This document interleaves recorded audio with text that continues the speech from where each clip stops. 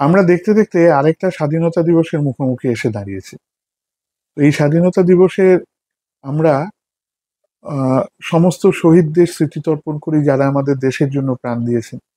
এই শহীদদের ভিড়ে এমন অনেক শহীদ রয়েছেন, বহু শহীদ রয়েছেন যাদের কথা ইতিহাসে লেখা থাকলেও আমরা সেভাবে তাদেরকে কখনো মনে রাখিনি। আজকে সেরকমই একজন বীর শহীদের কথা বলবো, বীর সেনাপতির কথা বলবো, বীর যোদ্ধার কথা বলবো, যিনি এই বাংলাদেশের স্বাধীনতা রক্ষার্থে যিনি প্রাণ দিয়েছিলেন যুদ্ধক্ষেত্রে। সময়কালটা 1763। এই সময় বাংলার মসনদে নবাব মীর কাসিম আলী খান, অর্থাৎ মির্জাফরকে মসনদ থেকে সরিয়ে ইস্ট ইন্ডিয়া কোম্পানি মীর কাসিমকে সিংহাসন দিয়েছেন। কিন্তু 1763 প্রথম এই সময়টা, যে সময়ের গল্পটা শুরু করেছি, সেই সময় থেকে কিন্তু মীর কাসিমের সঙ্গে ইংরেজদের একেবারেই বনিবনা হচ্ছিল না। বিভিন্ন ভাবে মীর কাসিমের সঙ্গে ইংরেজদের বিরোধ বাঁধছিল, এবং এই বিরোধটা চূড়ান্ত আকার ধারণ করলো যে সময়, সেই সময় ইস্ট ইন্ডিয়া কোম্পানি একরকম আহ মরিয়া হলো যে মীর কাসিমকে তারা ঘাট থেকে নামাবে এবং তারা মির্জাফরকে আবার সিংহাসন দেবে। তো তার কারণ, যে ইস্ট ইন্ডিয়া কোম্পানি যে বিনা শুল্কে বাণিজ্য করত, সেই বিনা শুল্কের বাণিজ্যতে বাংলার নবাবের প্রচুর প্রচুর পরিমাণ রাজস্বের ক্ষতি হচ্ছিল। কারণ ইস্ট ইন্ডিয়া কোম্পানি তো নিজের নামে এই ব্যবসাটা করতো না, তাদের যে অফিসাররা ছিল, তাদের যে কর্মচারীরা ছিল, তারাও নিজেদের নামে বেনামে এই বিনা শুল্কের যে সুবিধাটা সেটা তারা নিত, ভোগ করত। ফলে এক পয়সাও আহ, নবাবের ঘরে ট্যাক্স হিসেবে বা বাণিজ্যের কর হিসেবে যেত না, সেই শুল্ক তারা পেত না। তো মীর কাসিম করলেন কি, সবাইকেই বিনা শুল্কে, অর্থাৎ দেশীয় যারা বণিক ছিলেন তাদের ক্ষেত্রে শুল্ক তুলে দিল। এতেই ইংরেজ কোম্পানি সাংঘাতিক রেগে গেল এবং তারা ফাইনালি 7ই জুলাই 1763 তারা মীর কাসিমের বিরুদ্ধে একেবারে যুদ্ধ ঘোষণাই করে দিল, এবং মীর কাসিমকে গদিচ্যুত করে তারা মীর কাসিমের শ্বশুর মির্জাফরকে আবার তিনি তারা সিংহাসনে বসালো। এই কথা খুব বললে অদ্ভুতই লাগবে। সেই সময় কিন্তু মীর কাসিমের হাত থেকে পরিত্রাণ পাওয়ার জন্য মির্জাফর ইংরেজদের আশ্রয়ে সেই সময় কলকাতা চিতপুরে বসবাস করতেন। সেই বৃদ্ধ লোল চর্ম বিশিষ্ট আহ, ওয়াইফেন সেবক, দিনরাত তিনি ওই গাঁজায় নেশায় বুঁদ হয়ে থাকতেন, সেই লোকটাকে আবার তারা আহ, বাংলা সিংহাসনে বসালো। সেই সময় কিন্তু মীর কাসিমের রাজধানী ছিল মুঙ্গের। তিনি মুর্শিদাবাদ থেকে মুঙ্গেরে স্থানান্তরিত করেছিলেন তার রাজধানী। তো 7ই জুলাই 1763-তে যখন এই হলো, সিদ্ধান্ত হলো যে ইস্ট ইন্ডিয়া কোম্পানি তারা মীর কাসিমকে আর নবাব বলে মনে করে না, তাকে তারা আহ, গদি থেকে নামিয়ে দেবার কথা ঘোষণা করে আহ, মির্জাফরকে তারা নতুন গদি দিয়েছে। সেই সময় কলকাতা কাউন্সিলের নির্দেশে মেজর অ্যাডামস বর্ধমান থেকে মুর্শিদাবাদের দিকে সসৈন্যে যাত্রা যাত্রা করলেন। মনে রাখতে হবে যে সেই সময় আমাদের কিন্তু ইস্ট ইন্ডিয়া কোম্পানির রাজধানী ছিল এই কলকাতা। তো সেই সময় মুর্শিদাবাদের ফৌজদার ছিলেন সৈয়দ আহমেদ খান। আজকে যার কথা বলবো তিনি হলেন বীরভূমের ফৌজদার মোহাম্মদ তকি খাঁ। এই মোহাম্মদ তকি খাঁ ছিলেন অত্যন্ত আহ, উচ্চ বংশজাত, এবং তিনি মীর কাসিমের অত্যন্ত বিশ্বাসভাজন ছিলেন এবং অত্যন্ত বীর পুরুষ ছিলেন। এই মোহাম্মদ তকি খাঁ বীরভূমের ফৌজদার থাকাকালীন মুর্শিদাবাদ থেকে যখন সম্ভ্রান্ত লোকেদের মুঙ্গেরে নিয়ে যাওয়া হয়, তার মধ্যে ইতিহাস বলে জগৎ শেঠও ছিলেন। এই মোহাম্মদ তকি খাঁর ওপরই কিন্তু মীর কাসিম দায়িত্ব দিয়েছিলেন যে এদের সবাইকে বন্দি করে যাতে তিনি মুঙ্গেরে নিয়ে যান, মুঙ্গেরে পাঠিয়ে দেন। মোহাম্মদ তকি খাঁ সেই কাজটা করেছিলেন। তো যুদ্ধ ঘোষণার পরে যখন মেজর অ্যাডামস যখন রওনা দিলেন তার সেনাবাহিনী নিয়ে, মীর কাসিম ও তার দল, মীর কাসিম মুঙ্গেরে এই কথা শোনার পর তিনিও আরো 3জন সেনাপতিকে মোহাম্মদ তকি খাঁর কাছে কাছে পাঠালেন সাহায্য করার জন্য। এরা হলেন জাফর খাঁ, আলম খাঁ এবং হায়বতুল্লাহ। এই জাফর খাঁ, আলম খাঁ, হায়বতুল্লাহ এরা এসে কিন্তু প্রথম কাশিম বাজার কুঠি খুব সহজেই দখল করলো। সেখানে ইংরেজদের যাবতীয় যা কিছু বাজেয়াপ্ত করলো। কাশিম বাজার কুঠি মীর কাসিমের করায়ত্ত হলো। তো এই প্রথম সাকসেসটা তারা পেলেন।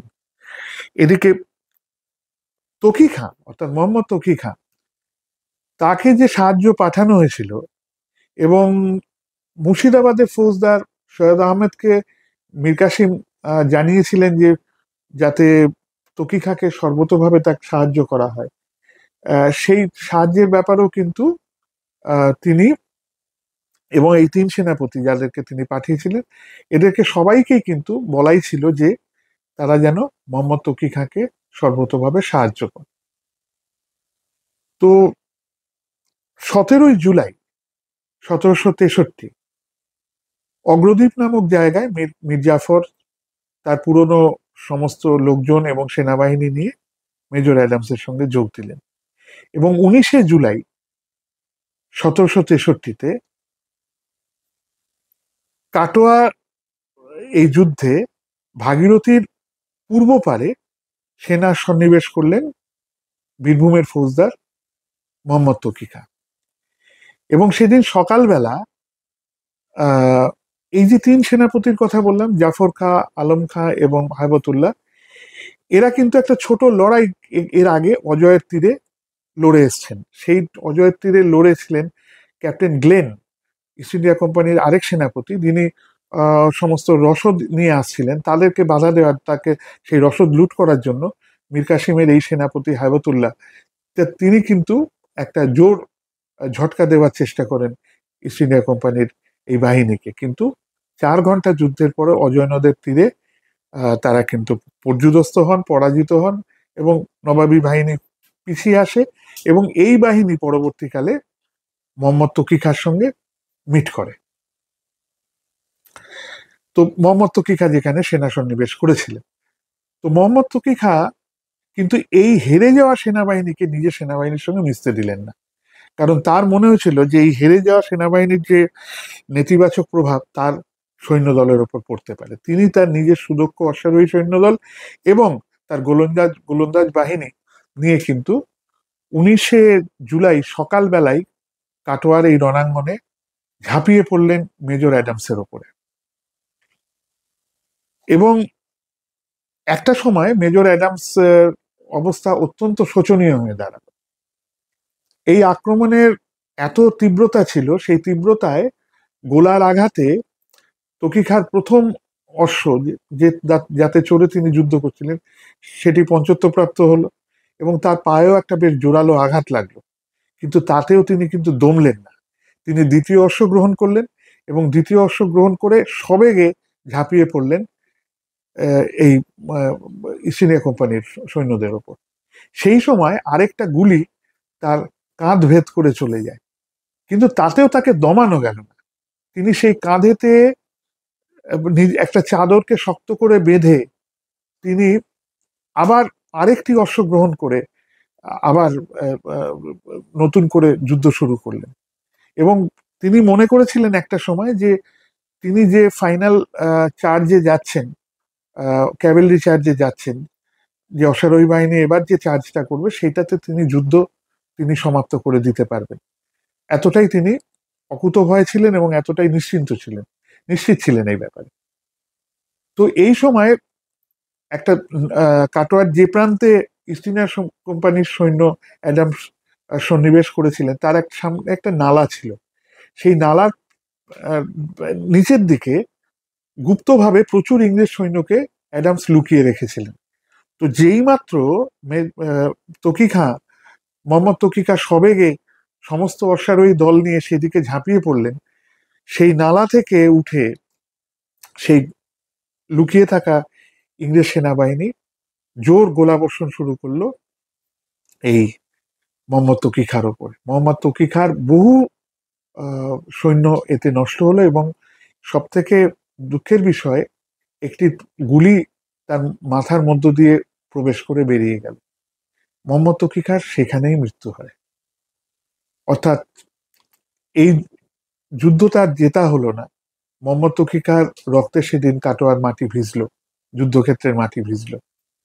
এবং সেই দিন কিন্তু যদি মীর কাসিমের পাঠানো 3জন সেনাপতি, এই জাফর খাঁ, আলম খাঁ এবং হায়বতুল্লাহ, যারা সেদিন দূর থেকে শুধু যুদ্ধটা দেখে গেছিলেন, তারা ওই যুদ্ধে অংশগ্রহণ করলেন না, এবং মুর্শিদাবাদের ফৌজদার সৈয়দ আহমেদ যদি বিশ্বাসঘাতকতা না করতেন, অর্থাৎ মোহাম্মদ তকি খাঁকে যদি তার সাহায্য দিতেন, তাহলে সেদিন কিন্তু যুদ্ধের ফলাফলটা অন্যরকম হতো। কাটোয়ার যুদ্ধে জিতে ইংরেজরা কিন্তু দারুণ এক মনোবল পেল, এবং বলা যায় যে মীর কাসিম যে যুদ্ধগুলো পরপর হারতে শুরু করলেন, সেটার প্রথম যুদ্ধ ছিল বড় যুদ্ধ হিসেবে কাটোয়ার যুদ্ধ। এবং এখানে তিনি অত্যন্ত একজন সুদক্ষ সেনাপতিকে তিনি হারালেন। আর মোহাম্মদ তকি খাঁ তার প্রভুর ঋণ শোধ করলেন তার নিজের রক্ত দিয়ে, নিজের জীবন দিয়ে, এই কাটোয়ার মাটিতে। আমরা পলাশির যুদ্ধে যেভাবে মীরমদন মোহনলালের কথা পাই, মীরমদন যেভাবে নিজের জীবনকে উৎসর্গ করেছিলেন সিরাজের আহ, আহ, সেনা সিরাজের জন্য, ঠিক একইভাবে কিন্তু মোহাম্মদ তকি খাঁও মীর কাসিমের জন্য একইভাবে প্রাণ দিয়েছিলেন। তো কিন্তু মীরমদনের নাম আমরা যতটা জানি বাঙালিরা, ততটা কিন্তু মোহাম্মদ তকি খাঁর ব্যাপারে জানি না। মোহাম্মদ তকি খাঁ একজন আদর্শ বীরপুরুষ হিসেবে আহ নবাবী আমলে, বিশেষ করে মীর কাসিমের সৈন্যদলে একজন অত্যন্ত উচ্চ স্থানে থাকা সেনাপতি ছিলেন, এবং সম্ভবত এইরকম একজন প্রভুভক্ত সেনাপতি, যিনি যুদ্ধে মীর কাসিমের অন্যান্য সেনাপতিরা পরবর্তীকালে সবাই ইংরেজের কাছে আত্মসমর্পণ করেছেন বা নিজেদের বেঁচে দিয়েছেন, মোহাম্মদ তকি খাঁ কিন্তু আত্মসমর্পণ করেননি। নিজের প্রভুর এবং দেশের স্বাধীনতার জন্য সেদিন তিনি প্রাণ দিয়েছিলেন। যাই হোক, আজকের এই গল্প এমন একজন বিস্মৃতপ্রায় বীরের কথা, যে বীর বাংলার মাটিতে দেশের স্বাধীনতার জন্য, মীর কাসিমের জন্য, বাংলার নবাব নবাব মীর কাসিমের জন্য কাটোয়ার যুদ্ধে প্রাণ দিয়েছিলেন, এবং যাকে যার এই যুদ্ধে যদি যদি তার জয় সুনিশ্চিত হতো, তাহলে হয়তো বাংলার ইতিহাসটা অন্যরকম ভাবে লেখা হতো। তার হয়নি। তো যাই হোক, আজকে এই বীরবর, বীরশ্রেষ্ঠ তকি খাঁর, মোহাম্মদ তকি খাঁর গল্প বলে আজকে আমার এই আহ, এটা আমার আজকের পর্ব শেষ করছি। ভালো লাগলে অবশ্য আমার চ্যানেলটি শেয়ার করবেন, সাবস্ক্রাইব করবেন। নমস্কার।